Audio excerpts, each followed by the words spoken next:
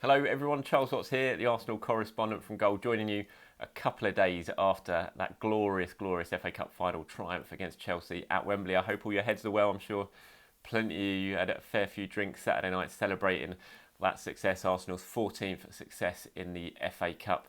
And like I said, I hope your heads are all right, because I know full well how much a lot of you would have celebrated. I know how a lot of my friends celebrated it. Obviously I didn't. Strictly professional, working at Wembley, so no massive headaches for me, although I did toast the win with a nice run when I got in, and I was working through till the early hours. But yeah, fantastic win for Arsenal, so important as well. We've gone over it before, just how vital that was, not just for the trophy, but in terms of the summer, the extra revenue, guarantee yourself European qualification. Just vital for Arsenal. Fabulous win. Fair play to Mikel Arteta. I've loved seeing all the videos and the pictures that have come in afterwards that Arsenal players have been uploading for the celebrations, that Arsenal have been uploading, the kind of behind the scenes type stuff, and just clear just how important that win and how much it meant to everyone, to the fans, to the players, to Arteta. It's been a horrible season in the Premier League. 8th place doesn't lie. It's been a dreadful season for Arsenal, the worst in living memory for a lot of people.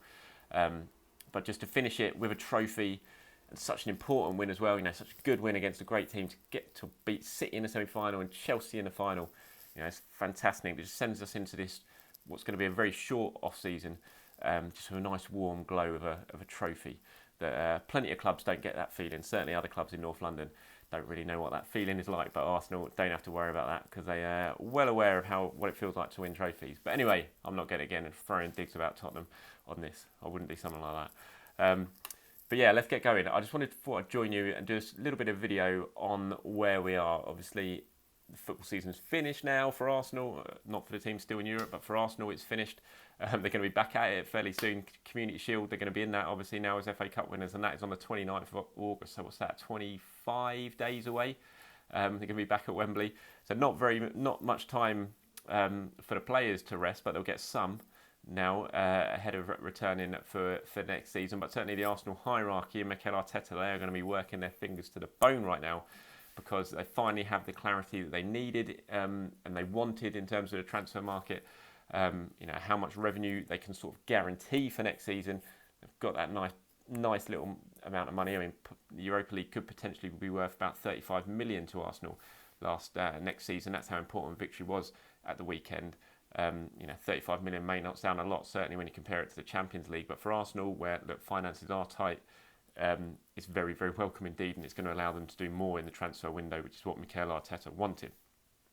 So I thought I'd just join you right now just to do a bit sort of state of play of where we are in the transfer window, and how things might happen over the coming days, coming weeks at Arsenal, and exactly kind of what they're looking to do. So we'll start with the key to it all, which is that man, the hero from Wembley, Pierre-Emerick Aubameyang. We all know his contract situation. He's got less than a year left on his deal now at Arsenal. There have been talks over the last few weeks with Aubameyang and his representatives. Arteta has been deeply involved in those as well. But now we're at the stage where Arsenal and Aubameyang, they both wanted to wait. All parties wanted to wait until after the cup final, until after the season was finished. We're there now, and a contract offer will be submitted to Pierre-Emerick Aubameyang imminently. Mikel Arteta has been sending out positive messages. He thinks Aubameyang wants to stay from the discussions he's had, but now it's down to the Arsenal hierarchy to get that deal done. Now, Aubameyang's on about 200 grand a week at the moment. That's what he's been on since he's joined from Borussia Dortmund. This new deal, if he does agree to it, will be a substantial increase in that, probably around the £250,000 a week mark. It'll be a 3-year contract, and that, as I said, that offer is going to be made in the coming days, in this week. And then it's going to be down to Aubameyang. Now, Arsenal want to know exactly what's going to happen. Aubameyang's key to this summer, really, because if he does sign it, then obviously their wage bill is going to increase a lot, because his wages are going to go up, and now Arsenal have to work out how they're going to cope with that. And they also will know they don't need to worry about a replacement this summer. If he doesn't sign it, then they're going to face some difficult decisions. Do you keep him for the last 10 months of his current deal, I think it is now, and let him leave on a free next summer, and just hope he still scores the same amount of goals this season, next season, which you'd expect will leave Arsenal much better placed if they want to get back into the top 4? Or do you sell now, cash in at what will be a reduced price, it just will be, and bring in a replacement? So Arsenal need to know what's going to happen with Aubameyang. That's why that's a key thing this summer. That's where the focus is, sort of attention. Now the cup final's out of the way, it's all about Aubameyang. And as I said, if he does sign, whatever happens, even if he doesn't sign, Arsenal are going to try their hardest to get a fair few players off their books this summer. Arteta wants to have a pretty major overhaul. He wants to get players out, and if he gets players out, that's going to raise the money to bring players in, the type of players he wants. Now, Arsenal's summer is not dependent on raising money to bring other players in, but it's going to help money. Even with Europa League football, money is going to be tight this summer. So if Arsenal want to do a lot of business in the transfer market, then they're going to have to sell to generate extra funds. Matteo Guendouzi, let's start with him. Matteo Guendouzi is a player Arsenal want to get out. Look, he's done and dusted at Arsenal now. He's fallen out with Arteta. He's fallen out of the hierarchy. He's not even been training since the Brighton incident. He's now sort of has to do his training in the morning before the senior squad even arrive. Obviously wasn't at Wembley at the weekend. It's time. Arsenal want to get Guendouzi out. He's being offered around some various clubs at the moment, either as a straight cash deal or potentially using him in a swap deal to get other targets in. So that's key for Arsenal, is getting rid of Guendouzi. He's obviously a very valuable asset. He's got 2 years left on his contract. He's a very talented young player. When you're looking at possibly getting a decent amount of money in for Arsenal players in this current squad, Guendouzi's right up there in terms of value because of his age and his ceiling for potential development. So that's going to be key for Arsenal, but they're looking at offloading more than just Guendouzi. They're open to offers. Lucas Torreira could well go this summer. Socrates, Rob Holding. Now Socrates doesn't want to leave, but Arsenal will. If Arsenal can get offers for him, they'll try and get him out the door. Rob Holding, Siad Kolasinac, all these players Arsenal are open to offers for and are willing to let go if they can get bids coming in. Even Alexander Lacazette. Look, Lacazette's been great recently. He's been great since he signed. I'm a big fan of Alexander Lacazette. Mikel Arteta is a big fan of him, but something needs to happen with Laka this summer. It's either sign a new deal or go, really, because he's only got 2 years left on the contract. Arsenal can't afford to let him go down to a final year and have another situation like they've got with Aubameyang now. So the talks will happen with Lacazette to find out how both parties stand with it. As I said, Arteta is an admirer of Lacazette, but you've got to decide what's going to happen. Do you give him a new deal now this summer and go forward with Lacazette, or do you think now's maybe the time to see if we can get some money in for him, or again get him involved in a possible swap deal, if Lacazette's open to it, and then bringing someone else in, because he's only got 2 years left in his contract. That's so important now for Arsenal. So Lacazette, something will go on with Lacazette this summer. So this is sort of what I'm saying, the hierarchy, there's so much for them to do. It's just going to be a mad summer at Arsenal because there's so many things up in the air, so many uncertainties with the squad, because they want to do some big business. Arsenal want to bring players in. Thomas Partey, I'm not going to go in massively on Thomas Partey. You know exactly what's happening with him. He's the key target. He's the player Mikel Arteta wants to bolster his midfield options, to sit at the heart of midfield, cut out attacks, but also drive forward and get Arsenal moving. I've done videos about him before. We know Atletico are demanding that Arsenal hit the £45 million, €50 million release clause. At the moment, they're saying, nothing but that is going to get him out of our club. Atletico are still in the Champions League. They're focusing primarily on that. They've made that clear right now.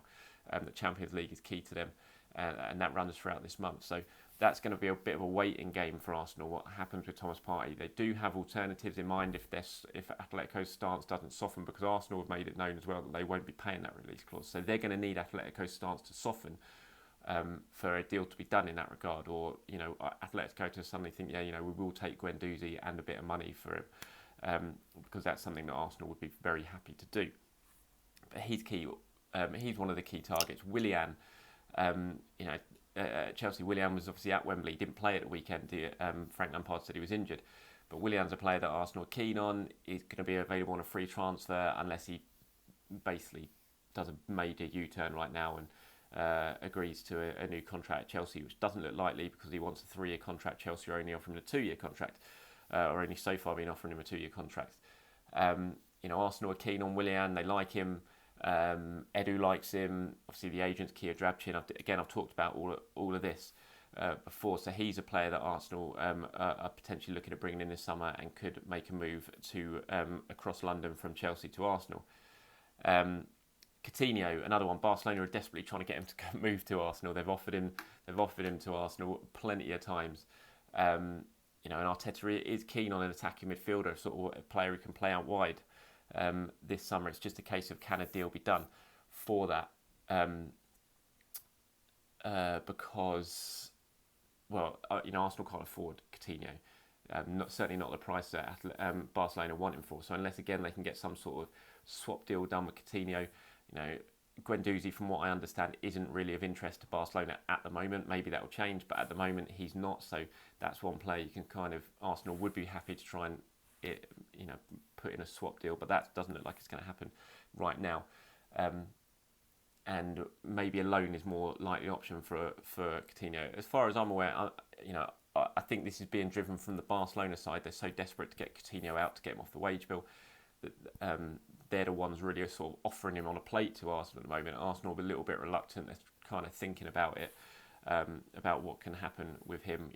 How much would the loan fee be? How much of the wages are Barcelona are gonna pay as well as Arsenal to take the burden off that?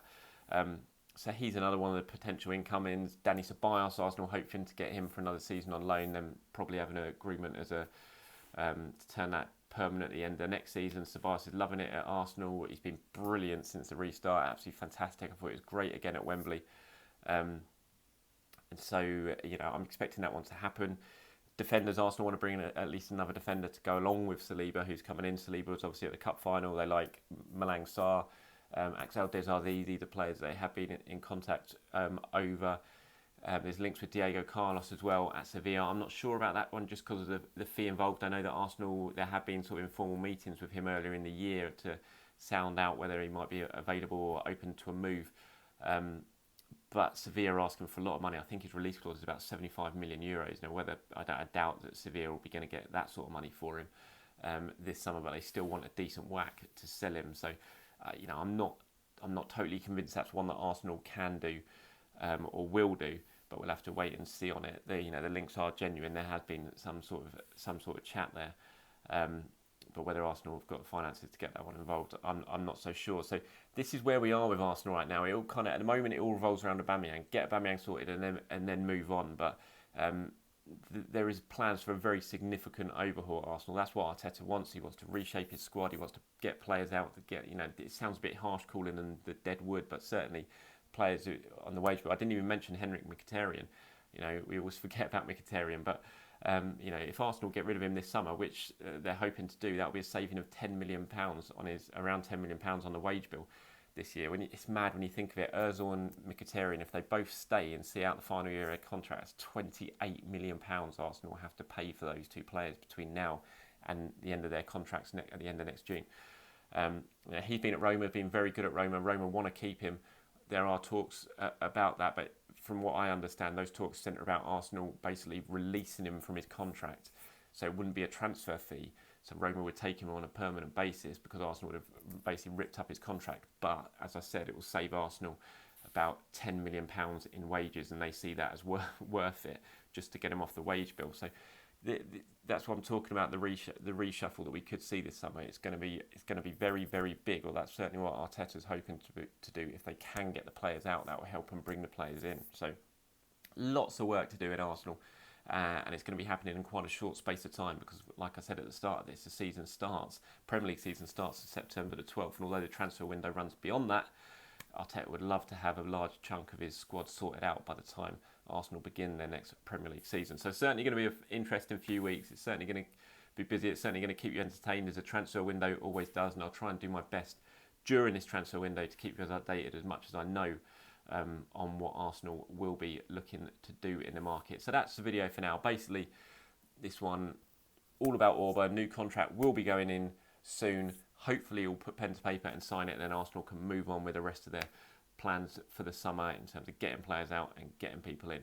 Thank you once again for joining me. Thank you for the continued support on these videos. Very much appreciate it. If you head over, you don't follow me, if you only just stumbled across this now, then please hit subscribe or head over to Twitter to find my social media account there, which is @Charles_Watts. Please do head straight over to goal.com and keep yourself tuned in to goal.com throughout the summer. We've got our live transfer blog running all the time to keep you updated on all the transfers that are happening, not just at Arsenal, but across Europe, across the world. And we'll certainly have you bang up to date with all the things Arsenal. Just go over to find the Arsenal page, or just, as I said, look on my social media accounts and follow the links I tweet out to goal, and we'll have you bang up to date with all the things that are going on at Arsenal. So thank you once again for joining me, everyone. Enjoy that win. Enjoy the FA Cup win. Still got a good couple of weeks that we can dine out on that. And I will see you all very soon. Stay safe, everyone.